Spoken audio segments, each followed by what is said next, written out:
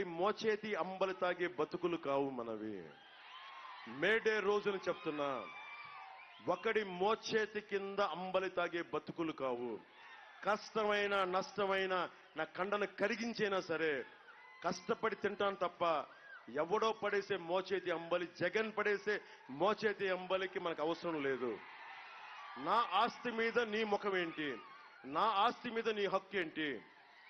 రేపొద్దున దున్నేవాడిదే భూమి అనే ఒక నినాదం ఉండేది. ఇప్పుడు దున్నని భూమి ప్రతిదీ కూడా జగన్దే. దున్నని భూమి ప్రతిదీ ఇక్కడ తోట త్రిమూర్తులు గారికి వెళ్ళిపోద్దో, లేదా పిల్లి సుభాష్ చంద్రగారి గారికి వెళ్ళిపోద్దో, ఎవరికి వెళ్ళిపోద్దో తెలీదు.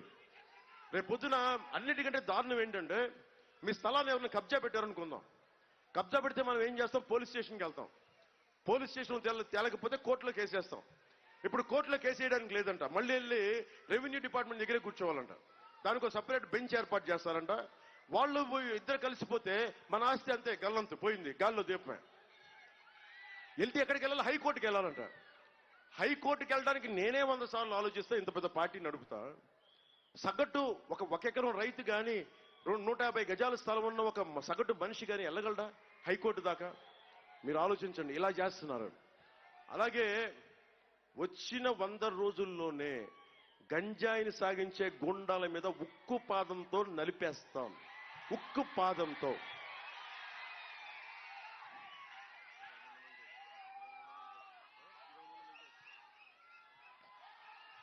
ముఖ్యంగా అంటే చట్టం ఎలా ఉంటుందంటే, ఈరోజు దళిత డ్రైవర్ని డోర్ డెలివరీ చేసి తప్పించుకున్నామని అనుకోవచ్చు.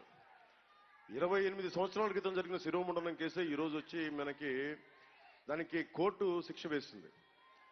బేసిక్ ఏంటంటే, తన మన అని భేదం లేదు. మానవ హక్కుల ఉల్లంఘన ఎవరు చేసినా మంచిది కాదు.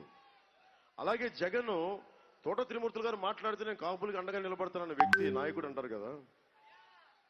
మనకి పిల్లి సుభాష్ చంద్రబోస్ గారు నేను బీసీలకు నిలబడే నాయకులు అంటారు కదా. కోనసీమ పేరులో చాలా మంది, ఎక్కువ శాతం మంది అమాయకుల మీద అన్యాయంగా కేసులు పెడితే ఒక్కళ్ళు కూడా వీళ్ళకి నిలబడలా.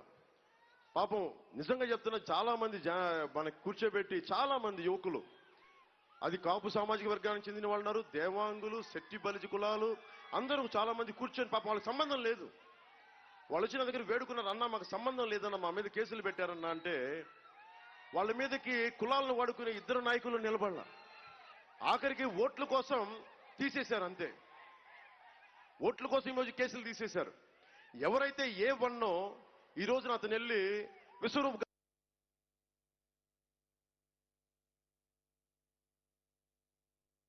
మీరు కులాలకి మతాలకి అతీతంగా ఆలోచించకపోతే మీరు చాలా చాలా నష్టపోతారు. నేను ఎలాంటి వాడిని అంటే, నేను ఒక సామాజిక వర్గం కోసం ఆలోచించే వ్యక్తిని కాదు. జాషువా విశ్వనరుడు, ఆయన కోసం ఆయన్ని స్ఫూర్తిగా తీసుకున్న వ్యక్తిని. అంబేద్కర్ గారిని స్ఫూర్తిగా తీసుకున్న వ్యక్తి. ఖచ్చితంగా మందపల్లి గులకరాయి బాధితులందరికీ నేను బాగా గులకరాయి దెబ్బలు తగిలిన మీకు వైసీపీ వల్ల గత 5 సంవత్సరాల్లో మీ బాధితులందరికీ కూడా నా మనస్ఫూర్తిగా నేను నా బాధను తెలియజేస్తున్నా. భవిష్యత్తులో వాటి నుంచి మిమ్మల్ని విముక్తి చేస్తాం. అనపర్తి నుంచి భారతీయ జనతా పార్టీ నల్లమిల్లి రామకృష్ణారెడ్డి గారు పోటీ చేస్తున్నారు కమలం గుర్తు మీద.